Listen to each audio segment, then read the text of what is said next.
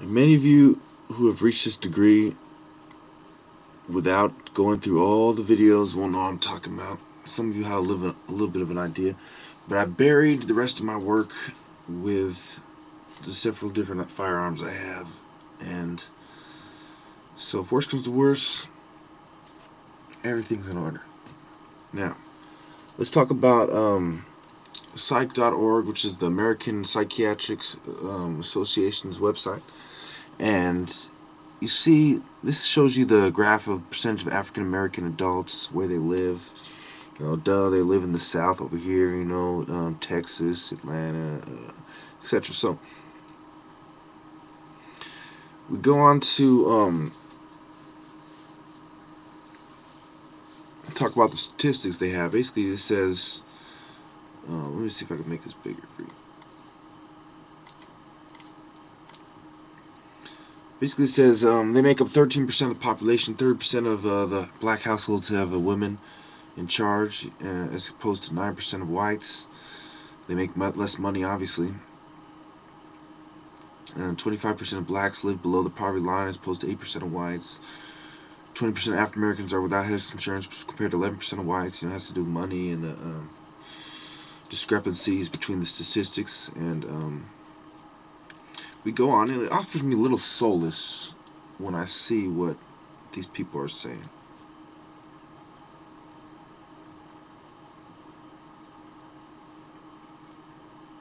So if you look at the high school graduation rates, black people and American Indians have the lowest graduation rates. You look at depression, and it talks about treatment, access, and quality. Okay, and they compare the two in the graph, and you can see that white people have better statistics than blacks, whether you're talking about any treatment or adequate treatment. It talks about the rates of alcohol use and binge alcohol use, and how blacks use drugs and alcohol more. Okay, then it goes on to talk about, compared to whites with the same symptoms, African Americans are more frequently diagnosed with schizophrenia and less frequently diagnosed with mood disorder. Differences in how African Americans express symptoms of emotional stress may contribute to it. So it goes on. See, basically what they do is two things. They set the precedent and cover their ass. That's all they're doing.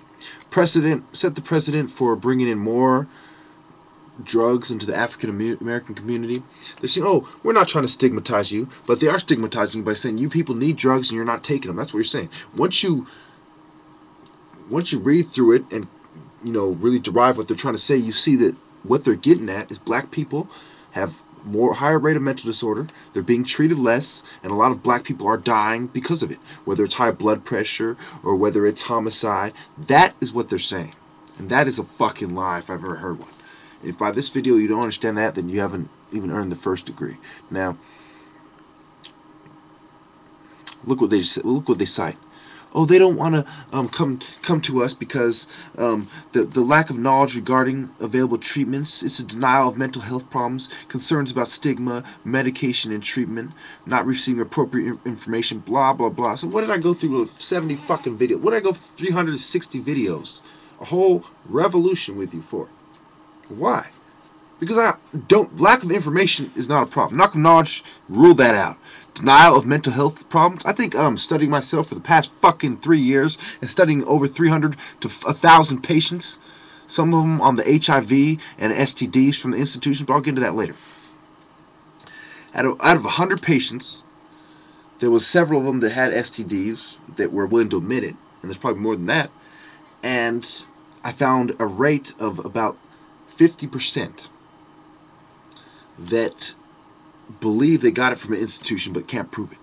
And if they could, who's going to believe someone who's crazy anyway? So, and also you realize on the site they have a partnership with the HIV community. Let me get to that real quick before I run out of time here. We go to this is the tabs inside the APA. You have the books and journals, blah blah blah. Then you get HIV psychiatry, right? We go on, and what does it say? It says, why is psychiatry involved in HIV care? Mental and neurological disorders have an intertwined relationship with HIV and AIDS, yet sadly are overlooked when HIV interventions are planned and implemented. Several important aspects of HIV care and treatment place psychiatrists at the forefront of this epidemic, including, it says, psychiatric disorders can increase an individual's risk of acquiring sexually transmitted disease. So basically, they've caused the problem, then they turn around and say, oh, it's the mental disorder's fault. You know what I'm saying? Whether it's putting Prozac and fluoride in your water, whether it's giving you different medications and different vaccinations in your life that have side effects that cause these problems. They cause the problems, and they say, oh, it's mental disorder. And once they've stigmatized you enough, and they give you enough AIDS and mental disorder shit to no female wants you, what makes a female want a man? Why is the black household broken down? Because it's a certain role that you have to appear to be a stable person. You have to appear to be a stable person who's well off, who's personable, who's going to make them feel good about themselves, and on, support a family, and blah, blah, blah. So in order for you to be all these things, you have to avoid all the white man's traps. And psychiatry is the main trap, the #1 trap. They're like, okay, how can we get these people to come to us in a roundabout way and give us complete control over their mind, over their money, and over their brain? I'll tell you this. That's why I planned the Revengeance group. Because I knew that these people, their plan is so wicked that the only way Christians are going to have any kind of freedom in this new world order is to make militias and regimes that are ready to implement extreme action. You have to set up your group in a way that the more they resist, the more they regret it. It has to be set up like a straitjacket. If I was going to compare my group to anything, I wouldn't even use the term Vengeance group. I'd use straitjacket group. Because I've created a group that's inside every agency. Just like Boko Haram infiltrated the government of Nigeria, I've infiltrated the government of America. And the more they resist, the more they ban my videos, the more my videos spread out, the more they persecute me, the more my followers multiply. So I've created a straitjacket around the New World Order, around the so-called authority figures of society. So every time they attempt to implement any sign of bringing in a tyrannical kind of social control, it's checked beyond measure. So it doesn't make sense for them to do it. For example, would you move your tank in an area that the enemy has already measured for artillery, and that's the spot they usually hit? And would you set your tanks there? No. No matter how powerful your weapon is, once someone else has set up the board against them, so if you move your weapon, it's not in your best interest, then only a fool would make that move. Even the police have to consider, what are the consequences of our action? Will we get sued of harassment? Will we lose our job? Etc., etc. That's why they let the rich people slide, because they believe only the rich people have the resources. That's why I have $10,000, all my work, a bunch of guns buried all over Northern California, as far as Humboldt fucking County. So good luck. You know, one thing I noticed right away is that they were having trouble dealing with all the drug dealers in Humboldt County, and I said to him, once I spread out my shit between here and all the way past Sacramento, they will have no fucking clue. None. Especially when I started doing it years ago, before I even made the videos. My notes, my key notes, the key scrolls, the key spells, the key weapons, the key formulas, none of them are revealed in this video. These videos stop at the 14th degree, and that's being generous. They really stop at the 11th degree. There's 3 times the knowledge. There's 3 times the secrets. There's 3 times the weapons, 3 times the application of war arts, 3 times the science, 3 times the alchemy. There's subjects I don't even touch on, like physics and chemistry. Well, I touch on physics a little. I touch on chemistry a little. Well, basically there's 30 times some subjects. So, in the end, my straitjacket is around the scum instead of vice versa. I've put the straitjacket around the people who have the real cancer in their brain, the real mental disorder, the real problems.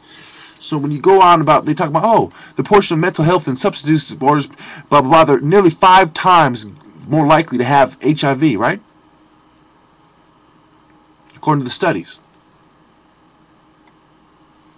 See? They're disproportionately vulnerable. Why are they disproportionately vulnerable? Is it just because people are taking advantage of them, and some of the people who are taking advantage of them are scum? Yeah, that happens too. But would that make it 5 times? That might make it 2 times. Do I have to remind you how the scum take advantage of people who don't have mental disorders? Most prostitutes do not have mental disorders. They have been put in a state of mind where they behave a certain way. And that is what society has done. They've created the stage, the environment, to manipulate your behavior, turned around, labeled it a mental disorder, and have given you pills which result in you needing more pills, including expensive HIV pills. So by the time you've done paying the pharmaceutical company, you've given your mind, body, and soul. Because to believe in the pills instead of God is the path to hell. Thank you. Oh yeah, I forgot. Do you think they haven't done it before? Thank you.